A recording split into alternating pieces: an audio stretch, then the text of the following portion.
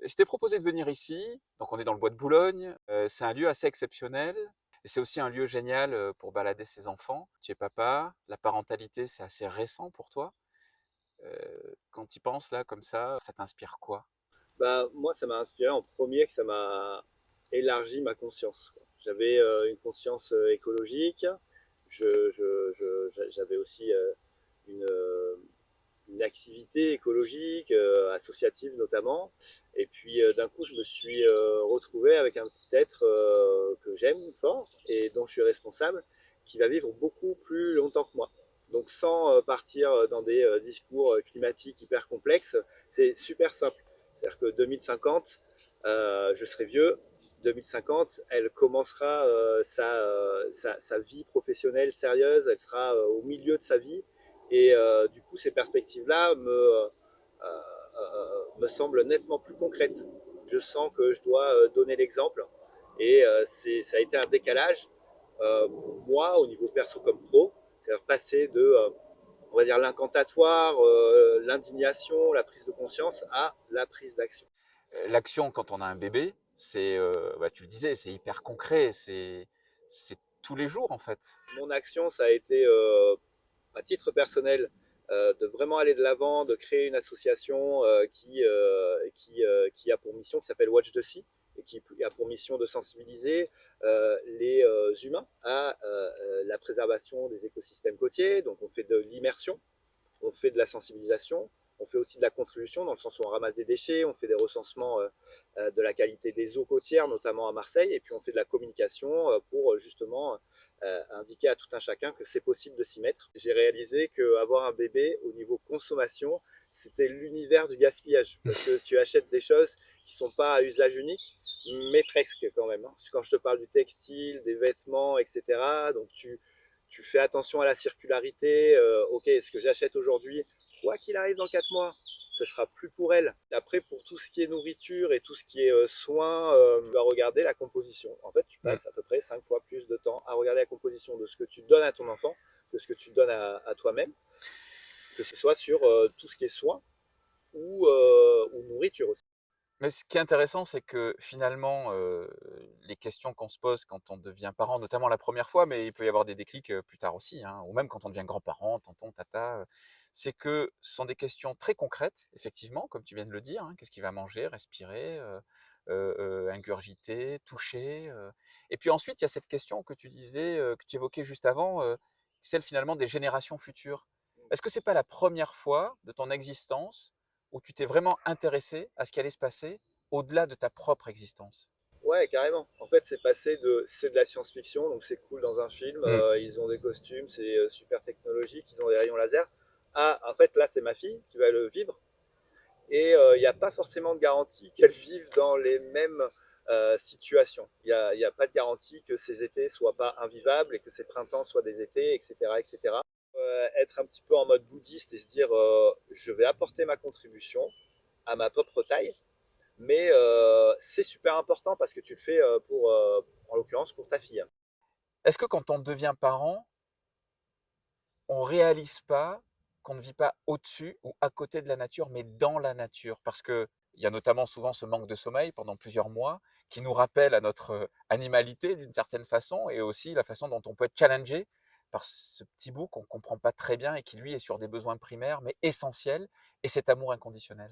Ouais, ouais, ouais, c'est vrai. Animalité, c'est pas mal ce que tu dis parce que en fait, on se rend compte qu'on n'est pas simplement euh, comment dire, un poste de production, quoi. Mmh. Tu vois, Mmh. on est tous des postes de production par rapport à notre taf. Alors quel temps je vais allouer à telle production?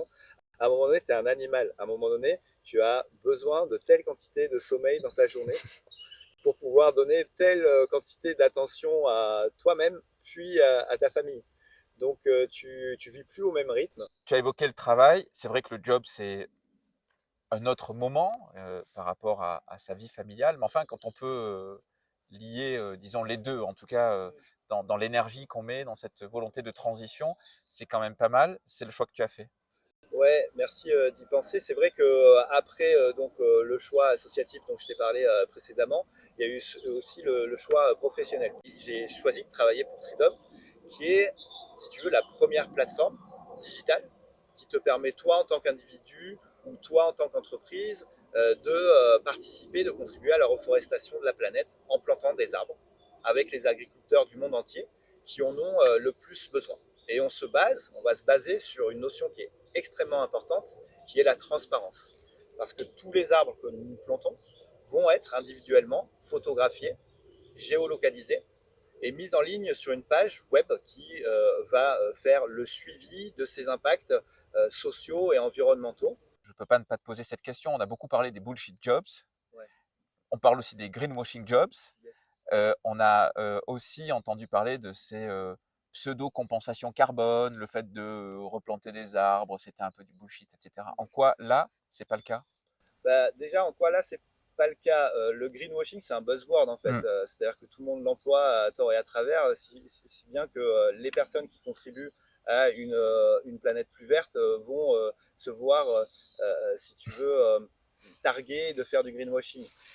Quand tu plantes des arbres avec la bonne espèce, au bon endroit, avec les bonnes personnes et au bon moment, ils vont tout simplement absorber du carbone. On a absorbé 800 000 tonnes de carbone depuis qu'on existe. C'est grosso modo l'équivalent en émissions de 24 millions de téléphones portables. C'est la production de France.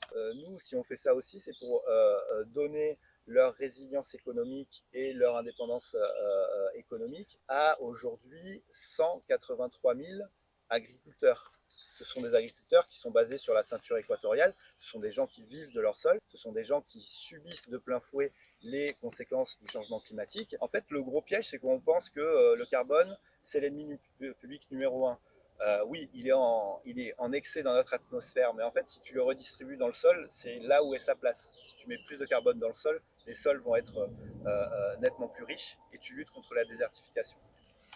Julien, on est en 2070, c'est à peu près la fin de ta vie, probablement, peut-être 2080, 90, on verra. Enfin, le plus tard possible, bien sûr, mais à un moment donné, tu seras à la fin de ta vie. Et Gabrielle, évidemment, elle, est encore plus dans la sienne, elle a plus de temps devant elle. C'est le moment du bilan. Qu'est-ce qu'il faut que tu aies réussi à faire pour la regarder dans les yeux en lui disant, c'est peut-être pas parfait, sans doute pas malheureusement, mais j'ai fait ma part. T'as vu, papa, il a planté des arbres pendant tout ce temps-là. Ces arbres, ils ont grandi et ils ont réussi à lutter contre le changement climatique ou en tout cas à le ralentir. Il y a beaucoup de gens qui vivent de cette activité-là et il y a beaucoup de gens qui ont passé le mot en plus, en dehors de cette activité-là. Donc moi, je suis content parce que, bon, on est en 2070, il y a eu beaucoup de choses qui ont été détruites entre-temps, mais tu as vu, là, le rythme, il s'est ralenti et on commence à revoir un petit peu la nature se régénérer. On voit la nature pas reprendre le pouvoir, mais on voit la nature qui grandit sur son espace. Alors, on a passé 50 années qui étaient super difficiles. C'est ce qui nous a donné énormément de responsabilités. Mais quand tu vois le résultat, Gabi, c'est pas fini, mais il y a de l'espoir.